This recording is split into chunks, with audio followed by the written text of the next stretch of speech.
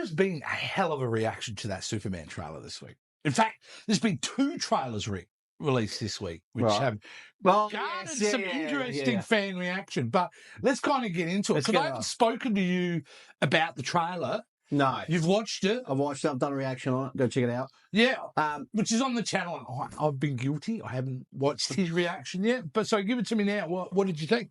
Well, we're obviously talking about the Superman trailer. Superman trailer reaction. Yeah. I liked it. An overall impression for me, I just took some notes on it. I liked the vibe of it. I thought it was a classic. It reminded me of the old, Christopher Reeve style. Yeah, for me, I like that. Seeing a bit of David Cornsworth as Superman, I've got to get used to him. I think it was the whole thing with Cavill and all that. I wanted to see a little bit more of how he is as an actor. Yeah, that whole dynamics between him and Lois Lane was really good. I liked that. I thought that was really good. Visually and the tone was great. It's a bit of a different shift to the darker side to what Snyder was. His cut. Tonally, I think it looks good.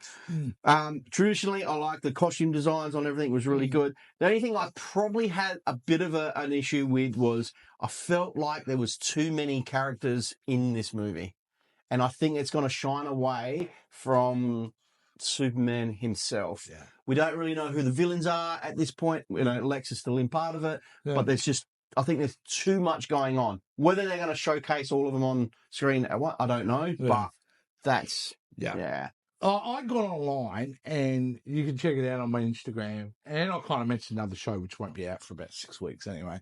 But I had a big fundamental problem with that trailer, and it came from a marketing perspective. Right. Like, I thought for a trailer, that job is to appeal to the masses and bring them into the cinema, because Superman has that power. As a franchise, everyone saw Superman the movie. Even if you hated comic books, you banned your kids from reading them or whatever. I mean, that's the 70s. Everyone saw Superman.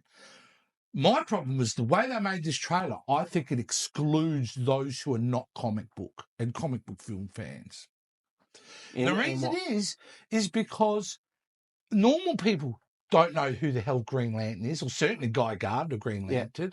They wouldn't understand the kaiju. They won't understand like a lot of the extra Ultraman and all that stuff.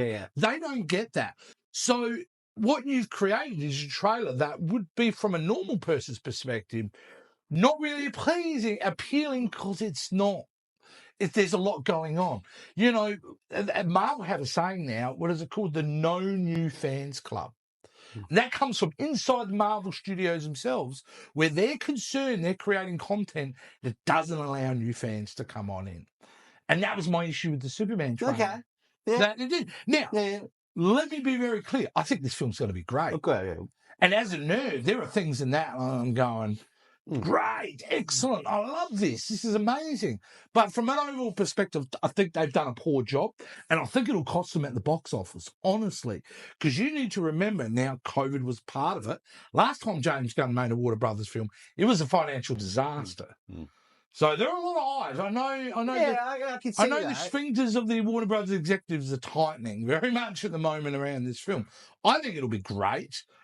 Now, you mentioned David Cornsweat. Superman. It takes you a while to get, we'll agree, it is jarring. But I dig the fact that he's more like a dude we would know. He talks like a dude we would know. Yeah. And I think that's a smart choice. I really do. And I especially love that scene of Lois doing her job as a journalist. Before being... Like, that's great. They established her, you know. Yeah. So, there's lots to love about that. But, I can see why... I believe wholly and solely that Markin did a very poor job with this trailer. I think if it was me, I would have focused on 4 elements and then not showing anything else. Because I think these 4 elements of the Superman movie, of these characters especially, would be enough. You focus around Superman, obviously, around Lois, around Lex, and around Crypto. You focus it on the main 3 because you've never even had to have seen a Superman movie to know Superman, Lois, and Lex. Yeah. Everybody knows. Your mum would know. Everyone knows. You know what I mean? And Crypto, may not everyone knows, but people love pets and love animals. It's relatable. It's relatable, right? You kept it like that, away you go. Another small issue I did have with the trailer, though, and I hope this is not the case, is the use of the John Williams thing. It's nostalgic, man. I don't. You don't. I think you need to change it. If you're giving us a fresh vision of what Superman is... Maybe that is the whole... They did it before. Hans Zimmer did a hell of a great Man of Steel theme, which I love that theme. So my element changes, but I do think it's going to be wonderful. I do think it's great. But trailers are an interesting thing, Rick. They can cost you tens of millions of dollars, dude, if you don't get it. Have you seen, I speak to a lot of people, and a lot of people are really excited about this movie. Yeah, great. That's good. People are pumped about it. I think that you know, look, like I said, it's going to make money. We know it's going to make money. The word Superman, I think that's what they're banking on. I think they're just people know that name. They know that brand.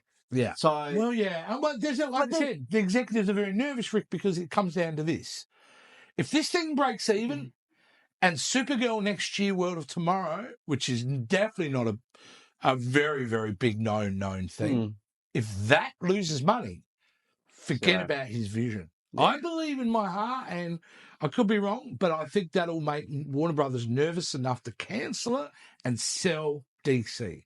And I think this is what at stake here. I think it's down to this, because at that point, you look at the Warner Brothers and look at their books and go, I don't know, man, we've tried everything. These films are just not making the money. Like, we're just not recouping our costs. We're better just to cut it.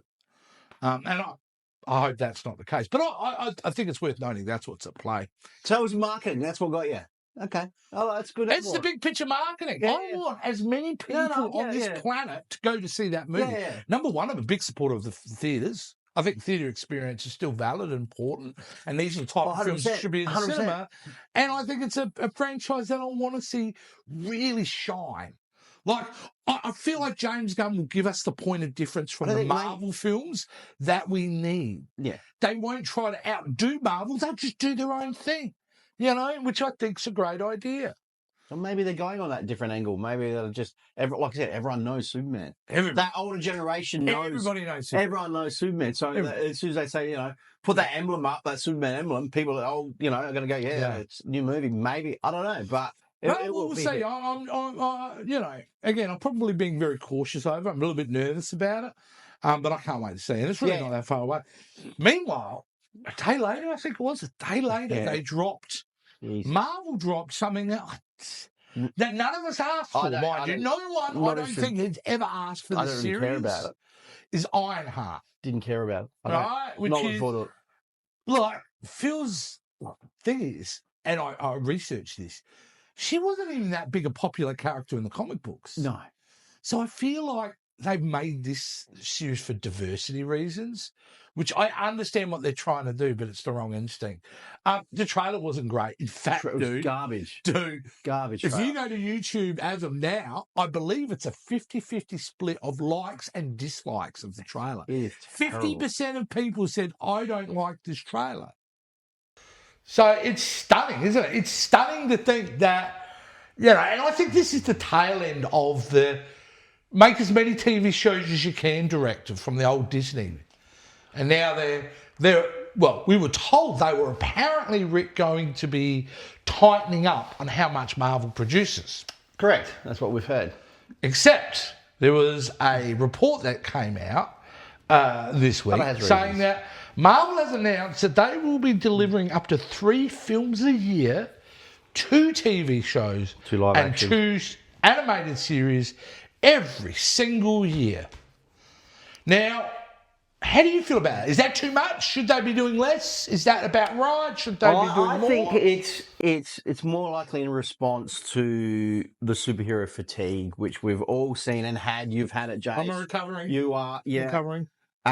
Which definitely is that, and I think it's more so a quality control issue as well. I reckon they've had some major issues, as we know, with the VFX, you know, teams and all that. With all that, the storylines I think will tighten up a lot better. Yeah. Big opportunities. I think there's, like we said, storytelling will be a lot better, and they're not just flooding you with just random stuff. So they're going to be focusing more on that, which I think will be a good option. But, you know, it's got to be quality over quantity. It's got to be quality, right? It's got to be if they're putting out that, Ironheart, forget it. If they're putting out that quality, forget it. Well, to me, it's just another Echo, isn't it? There, that was garbage. You know what I mean? Like, and the problem there, I reckon, Rick, was that they were diving into D-level characters. No offense to those characters, but they are D-level characters. There are lots of B-level characters. And the thing is, like, there are characters that we want to see more of, but we don't get because we get Echo and we get Ironheart. Things like Moon Knight. I don't care what anyone says. That was a great show. I really want to see him as a character more. Now, he'll probably be in Secret Wars and Doomsday. Well, I don't know. No, he's not in Doomsday, I know that. But, you know, give us more stuff where you were working through something in the first season and then get to deliver upon that. I think would be the 2 animated shows a year. Not really. Doesn't matter. When was the last time you watched an animated Marvel show? Oh, probably... but you got to remember... Although I did watch the Spidey Neighborhood, that was really good. I was saying, that was good. They'll do a kids' Avengers show or something. Fair enough. And that's good. That's good. Yeah, it's still different for the kids. But the movies are a concern. 3 movies, I think... Too much, you reckon? Yes. I think it's 2. I think maximum 2 films a year. But you don't know when they're going to start delivering that. I mean, next year we just have 1, don't we? And what type of movies we're having? We just got 1 next year, I think. I could be wrong. I have to relook at that. Which is, and I'm talking Disney here. We'll get into Sony in a little bit. But we're only getting Avengers, right? Doomsday next year. And I like that. I like if you're going to do an event film, because these are, in consideration, event Marvel films, having just that be for that year, I think they're great. So we've got the rest of this year. We've obviously got Fantastic Four. We've just had Thunderbolts, which was which is great. And Captain America. We got out 3 this year. We got out 3 this year. So once, Yeah, okay. Yeah. As for the TV shows, just get back to interesting characters. You know, I'll say this, and I know people will be yelling at me over this, but let's give She-Hulk a 2nd season. You know, I think they would have learned their mistakes. And as much as people rag on She-Hulk, I think there were some really strong elements in that. And I didn't hate the series. Maybe I wasn't in love with it, but I still think they had a brilliant, clever final episode of that, where she goes and meets Kevin. And it's a lot of fourth wall breaking and stuff like that. I really enjoyed that. It's a good show. So, it's quite interesting stuff. You know, I don't think Marvel really should be... That's a lot of work. That means there's 3 films in production. Something's got to give. You talk about quality control. Well, something's going to dip, right? If they're pushing out more and more content, they're going to push more of the people who are behind the scenes that are doing this. And that was the issue, you know? And see, Marvel are not risk adverse in the way they make their films. And what I mean is, very often, and right now in London, they're filming Doomsday without a completed script. A lot of the movies they go into don't have completed scripts. So there's risk involved there. So you're kind of working it out as you're doing it. I think James Gunn, winging it. Their model is way better. We will have a finished, complete, great script, then we'll approve to make it. And that's their mandate. In fact, that's why the Batman 2 was being delayed. And it looked like it was done for. But there was a report that came out that script is to be delivered early next week by Matt Reeves. And what's the structure? Do we know the structure for DC? Are they going to be doing similar sort of... Well, they're just doing he hasn't really... Like he has said, he's kind of said, maybe not officially like this, but he has indicated very strongly that, yes, they have a 10-year plan, but the movie's got to be right. How they come out and how they're interconnected, I don't think will be as reliant as Marvel is, because I think his connective tissue will be more like all these characters live in this universe. So we'll be able to just pluck them out, slot them in here. It's like Rick Flag Sr. He already is becoming one of the connective tissues of the DC universe, and people think it hasn't started yet, but he was in Creature Commandos, he's in Superman, and he's in Peacemaker Season 2. So he's like Nick Fury. He's going to be someone you're going to see a lot, which I think is great. The fact that even in the Peacemaker 2, we got to see Maxwell Lord. That was so good, that trailer. And we got to see... that was a great trailer. We got to see Green Lantern. Yeah. It was also... Guy Gardner was at the beginning. And girl, she was in it in the beginning scene. Which is fantastic. So, It's a really interesting time because I do feel like it's a fresh start in a way for both DC and Marvel. Like DC are obviously starting with their new fresh take on their universe, but Marvel have been very public and saying, look, they know we screwed up. They know. But we're bringing everyone back. We've got Doomsday coming. We're gonna wow you. We're gonna excite you. We're gonna be a bit more strategic moving forward. So hopefully we'll wait and see. Hey, over in the Sony lot, Rick. Spider-Man. Good old Spidey. Spider-Man. Spider-Man 4. Believe it or not, 4. Yeah, be the first time we've had a 4th Spider-Man. Brand new day. A brand new day. Now, what we know is not a lot, but we know something. Now, one of the first things that kind of came out was that Zendaya, Mary Jane, is not in the film a lot. No. We'd heard that. And what but she's not, like, main star. But recent rumour, and we don't know facts or any rumours, stating that Spider-Man Brand New Day will not be set in New York City. No. And, in fact, Sadie Sink, who was cast to play who we thought was going to be another kind of love interest, is in fact playing Mayday Parker, the grown-up daughter of Peter and MJ, which means multiversal stuff, right? If this is true, this is good. I don't mind it, but it's come on, multiversal stuff, we got a lot of that. But Sony haven't been great with it. Let's face it, they have not been great. But if it's a simple thing where she's been transported there and the whole movie's them trying to establish a relationship and Peter trying to grow up a bit more. But if we see Peter as an adult and he's got a child, I like that side. Well, I think there could be great That's good. character development and having his grown-up daughter and him. Not that he's playing any older. He's still playing young Peter Parker, but she comes from the future and comes back in some multiversal thing. Yeah, I'm down for it. And you know what? The audience will accept it just fine. We haven't been inundated in this multiverse shit for a long time now. Anything goes, right? Yeah. Anything goes. That's like Doomsday. Like, we don't know what's going to happen. It's impossible to predict what that film's You don't know what's going to happen. You know what they're going to do. They can do anything. They can do anything. That's right. So. Anything could happen. But Sony, I don't have confidence in Sony when it comes to Spider-Man. On those side of things. Well, let's face it, was up to Sony. We'd still be getting below average content. It's really Marvel's guiding hand through that Spider-Man series, which made it work. Yeah. Absolutely. Now we're going to move on to something else I wanted to talk to you about, because this was one of the surprises of last year on streaming. To me, it was the big surprise of last year because of how good it was the prequel series Ted. Yes.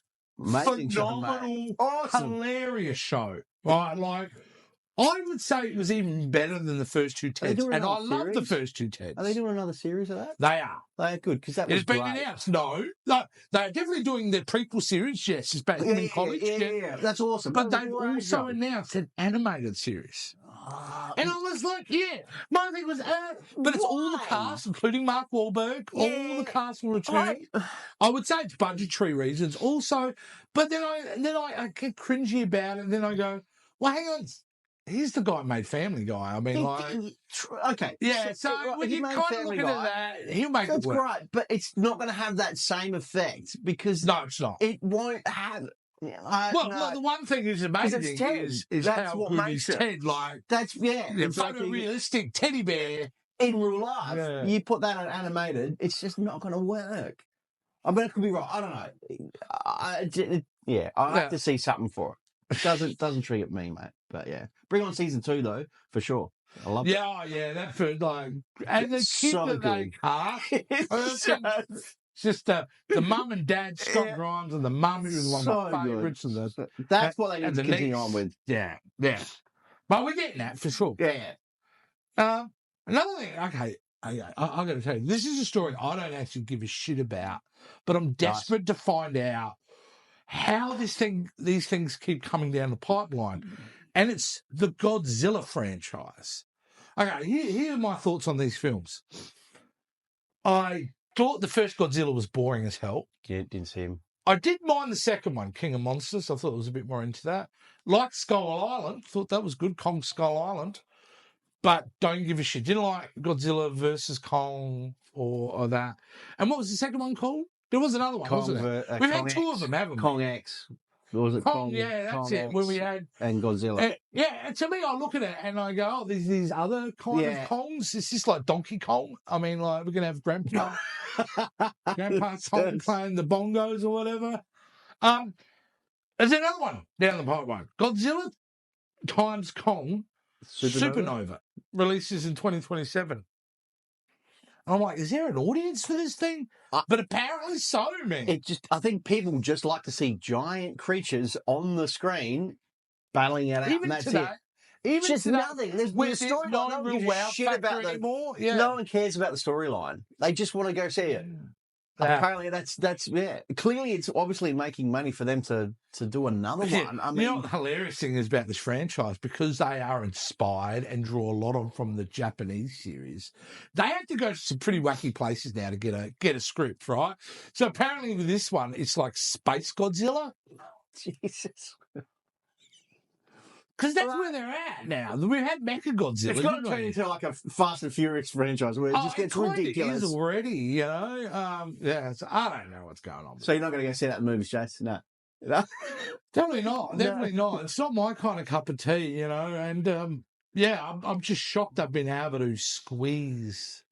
They do well. They clearly do well. People just squeeze money out of it. Yeah. They do all right, you know. I mean, like, but at the end of the day, they're creatively bankrupt. So if you're having to steal from old Japanese 50s sci-fi films, that's where things are at. The old school ones are worth watching, but these new ones, yeah. I feel like next year's overloaded. Like, we've got a lot of shit coming up next year. We've spoken about it. We did an episode of that when we went through what's coming out. If I was to ask you right now, Rick, what is the number one thing that you cannot wait to see next year? Oh, Doomsday. Yeah, it's Doomsday. I have three. That Doomsday, 100%. That keep cycling. Like, there are three must-sees I have to see next year that are not even negotiable in my world. And obviously Doomsday being one of them. Mandalorian Grogu. Yeah. Like, that's... Yeah, that's you, mate. That's me. And then the other thing that's me is Master Universe. Which, yeah. I've been I forgot that was coming out. Covering news over and on the Jason Roy Gaston channel, which I'm a frequent contributor. We've been really focused in on Master Universe news. Like, anytime there's a bit of movie news, we're doing videos about it and stuff. So I recommend to go check them out. And all the other things that we do over there. That, you know, the more I see this film, the more I go, wow, they're not holding back. They're not holding back. They are going for it. They're going for it. To me, it is one of the biggest cinematic risks in a long time, this film. Yep. Because either people are going to be on board, or they're going to hate it. Or they're going to go, what? There's some diehard fans, man. Diehard fans out there. Man, I'm one of them. Masters, yeah. But I honestly think they can, and I'm pointing over at my collection over there, they can take that and make it something cool. They can do it, Rick. They can do it. And they have done it in some of the, like in the 2002 animated He-Man series, when they kind of did their first reboot in 2002. That's really cool. That's the 80s version, slicked up, made kind of 2000 style, and it's fantastic. Including, obviously, the new animated series, which Kevin Smith executive produced, absolutely brilliant. So I think they can do it. But then my three, when I think about what's next year, I'm just like, that's it. Like, I have to live till at least to see those three films. Because I think they're there, you know. And when I talk about that being a risk, is Doomsday a bigger risk? Probably not, because everyone's going to be back. But man, what if that sucks? Woo! Well, you get all these great movies leading up to it, which, you know, we're shooting that. Marvel's taken a few hits over the time, but no one's ever knocked them out. It's the Russo brothers. It's Robert Downey. It's Downey in a different... You know. It would be enormous news if that failed. Mate, it would be the biggest story, period. I don't think it's possible. No, but could you imagine what it would do for Marvel if that was an absolute flop? Yeah, it would be a knockout blow for them. They would be reeling for a while.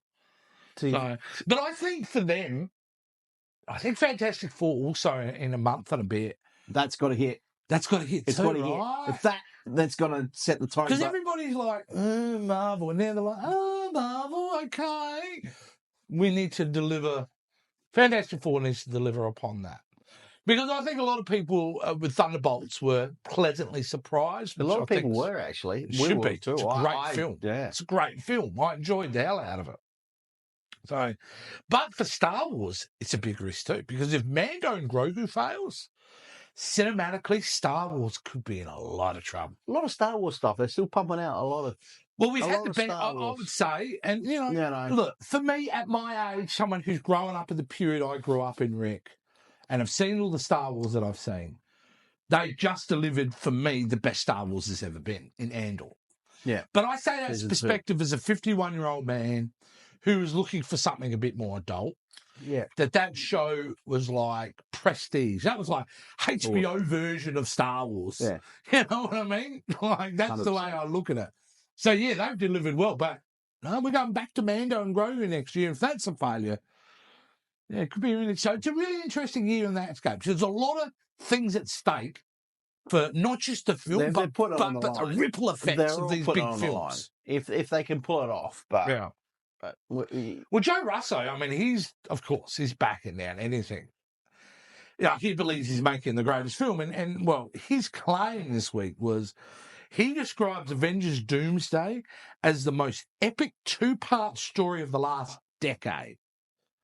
Which is a bold claim, because he means it's a better story than Avengers Infinity War and Endgame. Because that happened in the last 10 years. That's right. So they're going to say it's going to be better than that. Yep. That's a big call. A big call. I think that, fuck. These days, things don't really, the script shouldn't leak these days anyway, the way they do things.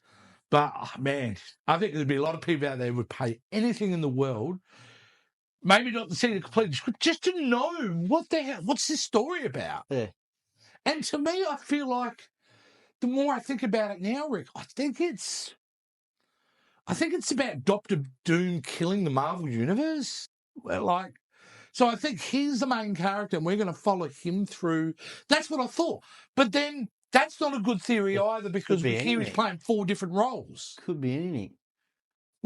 It's the multiverse. But that's the one I think would probably make the most sense, wouldn't it? Is him going around to all these universes and ending them for ultimate control. Who knows? But but we also have to factor in some ways, this movie has to be an origin story, right? It's the first time we're getting a Marvel Studios version of Dr. Doom. That's right. So we have to have an origin, because they're going in such a different direction with Dr. Doom. It's not like the standard one where you could probably skip it, like the Dr. Doom we got in Fantastic Four 2000s movies. You would need to explain that version. No. And there's going to be another 3.5 hour epic movie. How long are they going to be? We went and saw Endgame quite a few times in the cinema. Are they going to get more times than that? Are people going to be like rewatching it in the cinema? Because it was that. It's a big call. Yeah, it's a big call. For him saying that. And look, they could do it. Don't get me wrong. They can do it. And there are other movies which they've done which have been absolutely terrible. But when they focus on this. Electric State, anyone? Oh, sorry. Oh. Yeah, look, I think it's. And let's face it. I'd say Electric State. Let's face it. It's not like I think the Russos needed this gig, because they were out there trying to make movies and it wasn't going well at all. It wasn't good at all. So yeah, they needed this. Marvel's throwing everything into them now. So I just, it makes you wonder. It's just like, how can they keep upping the mantle? And I think where do they go from there? From here, after Doomsday, where do they go? Well, we're rebooting X-Men. We know that. So we'll have the X-Men stories coming along. We'll have probably some sort of new Avengers dawn out from it. A young Avengers or something like that, I would suggest. I would think, never say never, because James Gunn's an example of this. I predict, and this is crazy, in about 2 or 3 years, we see the return of John Majors as Kang. That's my bombshell prediction, is that he will return as Kang. And he wants to desperately. He's been out there in public saying how much it meant to him a role, and he doesn't blame Marvel for doing what they did. He's been working very hard in the background to like Mia Culpa and other stuff. Yeah, so he did that movie, that bodybuilding movie, which looks phenomenal. See, because he's look. Did he do a bad thing? Yeah, him and his partners are messed up bad as each other. It was a horrible thing, and certainly representing Disney, it's a whole mess. But you cannot deny the talent of that man, and the fact that if that character is handled correctly, not in Ant-Man and the Wasp, but like in Loki, then you bring him back because he was an interesting guy. Yeah. As a villain, he was interesting. Yeah. So I could see Kane, maybe. But I'd also heard that maybe Annihilus was going to be the big bad villain of the next few phases. So who knows where they go. They'll paint themselves into a corner one day, let's face it. Yeah, they're going to get to that point, of course. Yeah, and I think Kevin Feige's dream is probably to get it to the point where it goes, okay, it's time to wrap it up. And there you go, there your 50 films and all your TV shows. You can only get to the top. Once you're at the top, where do you go? So... if Feige can't keep doing what he's doing. I think we're closer to the end than we are to the beginning of this multi-decade storytelling. I think we are. I think it's probably got another 10 years in it, and then I think it's time to take a break. And I did a video also on TikTok this week about my thoughts on genres and how I feel like the superhero genre at some point in time is going to stop. It's not going to be the most popular medium to go to the movies and go and see. Because, for like 2 or 3 decades, the Westerns were the biggest blockbuster. They all made Westerns. Then we went through like periods with musicals, and we went with periods with sci-fi and stuff like that. That sooner or later, the comic book genre won't disappear, but it won't be the thing that everyone... They flooded the market. They flooded the market. And then a lot... And we all know, you heard Quentin Tarantino and a lot of the big directors didn't like that, style of movies. They didn't think they were movies, And there are good reasons for that too. I don't think I can totally disagree with them. I love the fact that Marvel's done this. I think it is great, and it'll go down in obviously cinema history. But I understand where they're also coming from the aspect of what you've done is brought the television medium into cinema, and it's devalued cinema in such a way because movie franchises were very few and far between. The only film like Bond, Planet of the Apes in the 70s, things like that. But really with Marvel, it's episodic television in film format. Like, it is. And, but again, it's a business. Where are you going to spend your money? That's right. It comes out of money, making money. I give you $100 million for an untested franchise. I don't know if anyone's going to like it or not. I don't even know. The script seems good, but let's see if it hits. Or, like they do in that awesome TV show called The Studio, maybe it's time for the Kool-Aid Man to have a film. So, who knows? Who knows what the future's going to be? But again, I've been going on this for a few years, Rick. I just think we live in the most fascinating time for the film industry. Yeah. Would you see a lot of these, reboots and nothing's come up, something different, something fresh. Something fresh and exciting. It's the same thing you see all the time. So I'm excited for new IPs to get a chance. I'm excited for just original ideas. And I know Master Universe is an IP, a known IP, but it is still a hell of a risk, and it's something visually fresh and new that if it hits right, maybe there's something there. But yeah, I want to. You're going to be shattered. Where's that new John Wick? Where are our comedies, Rick? The comedy's gone. Where are our comedy films? Back in the early 2000s, 90s, all that type of genre, that all kind of finished, 2005? Yeah, well, with streaming services. Just kind of just died out. They all went to streaming services. There hasn't been a good comedy out. And like horror, comedy is when you're in a cinema with a room full of strangers and a comedy film hits, there's nothing like it. The whole audience is laughing. It's great. It's amazing. Right. And I miss that. I want that back in the cinema desperately. They don't need to worry about the horror genre. They got that right. You know what I mean? Sinners is still making money out there. Still bringing in bank. So, yeah, man, I want to see more comedy. I want to see fresh ideas, new ideas, like you said. We want to see things kind of or fresh takes on old things. I'm not even against that at this point. And Bond is a great example of that. You know, although I have very clear expectation what that film needs to be, I don't know. Who knows? It's such an interesting time. A lot of franchises. Maybe someone will come out with something. Like, what you need is, like, we need a few, like, John Wicks. Movie no one heard of, little made movie. And then it just... boom, exploded to this, 5 film plus a spin-off film plus a TV series franchise. It was such a basic storyline. It was great. His dog died, his wife, and then that was it. It was so good. There are two things that make that separate. The plot's pretty simple, right? But it's the way they film the action. Yeah. It's the way they operate, like the way, single shots to the head. It was very graphic. And, mate, just don't kill a puppy. No. Like, if you talk about some films have to work 2 hours to get you to like a character, the moment they kill the puppy, it's like, go get him, John Wick. Kill everybody. Kill everyone. They all die.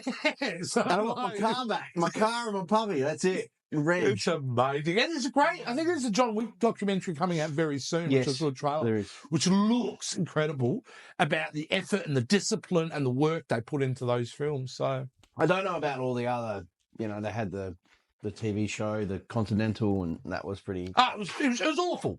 Uh-oh. It was an awful thing. Don't break my leg, dude. What was I going to say? Yeah, look. And that was the TV show, and then doing the ballerina. Ballerina looks great, man. It's another Ballerina looks good. Let's hopefully see that doesn't tarnish too much of that. Well, he's in it too, remember? He's in it. Yeah, he's in it. He's in it. Only on a small role, but he's in it. And he's doing number 5. So John Wick 5 is coming down the pipeline as well. So how many more of those could you do without? Well, what you need is just ideas like that. Where, and occasionally they hit, occasionally they miss. One of the films that came out a couple of years ago, which I'm like, why didn't that film hit bigger? Because it's a great film, was Bullet Train. Yep, that was a great movie. Great movie, but just didn't... Everybody I personally talked to about that film go, that's awesome, that movie. But it just didn't hit big. Well, I mean, you look at what they're trying to get people into the cinemas with now these days. Like, we went to the cinema. The cinemas have changed. They're trying different ideas. Now they've got these giant kind of beds. Beds that you can lay on. That you can lay on. Like, and then you've got these other machines that sway and all the rest of it. Like, that is just... It's too much. It's gimmicky because you're trying to bring people in. You're trying to get in. You need something fresh and exciting to get people in that cinema. Yeah, and it's so weird because they created the beast that's taken them down in streaming. Yeah. Like Hollywood embraced streaming as studios and took it on, and they've created the monster that's killing them. So it's a weird world we live in, because and lastly, I wanted to talk about today was when I'm talking about Hollywood. I don't know how much you've read about this, Rick, but the decimation of Hollywood itself in California. The reports coming through from multiple accurate sources, actors, filmmakers, and it's a ghost town. Wow. Because the situation in California is so bad with their taxes and the production costs in California, nobody makes anything in California. No. Like, I was watching an interview, was it with Adam Scott, where he goes, I went into one of the major studios. And normally you walk in, straight away, it's like you would see in the movies, there's clowns walking past, there's, all activity. And he goes, I was like 3 rows deep before I saw one person. Studios are empty. They're empty because of the situation is they're making films externally outside California now. Studios are being developed in other states. Oh, hence why the tariffs. So, I mean, like, you've got the tariff thing, that threat and all that kind of thing, which in reality wouldn't happen, Yeah. When it comes to all that stuff that guy says, it's not what he says, it's the actions. That's all I said. Otherwise, like the rest of us, you get TDS, Trump deranged, because he says the most insane things. So entertaining. So I go, well, let's just see the result before we, as they were controversially saying on the internet this week, 86-47. Like, none of that, clearly. Just let's see what the man does, all right? But, all the Americans, I've lost half the audience now already. One side blue, one side Trump, red. That's it. That's it. Isn't that a weird thing to us too, isn't it? Like, we don't live in that world here in Australia. No, but... Like, I don't know who you voted for. No, you didn't know who I voted for. We wouldn't even talk politics. No, we don't talk about it. Because it's boring as fuck. Yeah. And honestly, how many politicians do you know? No. I can maybe name 2. Like, no one cares, man. Really.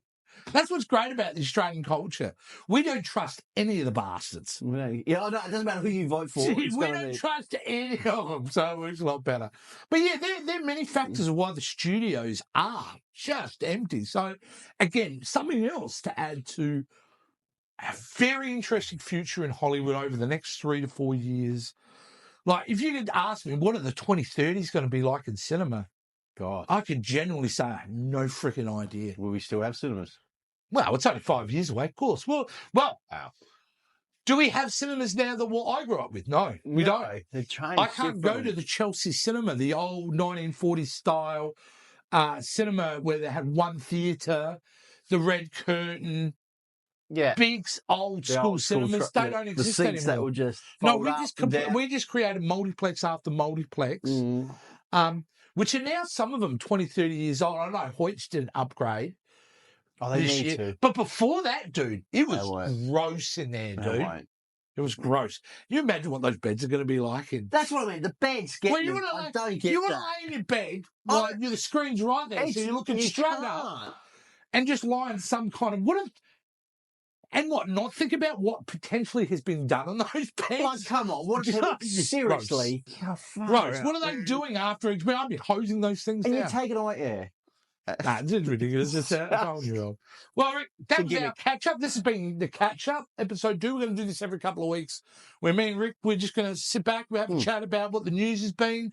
Bit more casual than we've done previously on this channel, but we hope you guys enjoy it. Yeah, we enjoy doing this. Like, this is how we normally talk. So instead of staging something, we're just going to talk about this stuff. So, Rick, can you tell the guys how they can connect with the channel and get involved? And guys, all the links are down below. All you need to do is click them. Follow us all on our social media sites. And remember to like and subscribe and hit that notification bell so you don't miss out on any of our videos that are uploaded. And all these episodes will be on Spotify as well, guys. You can check them out as well. All right, guys. We'll see you next time. Bye. Thanks for watching the Pop Culture Spread YouTube channel. Please don't forget to like, subscribe, and ring that notification bell. Also, don't forget to follow us on all our social media platforms. And if you're looking for some quality wear, don't forget to check out our merchandise store available right now.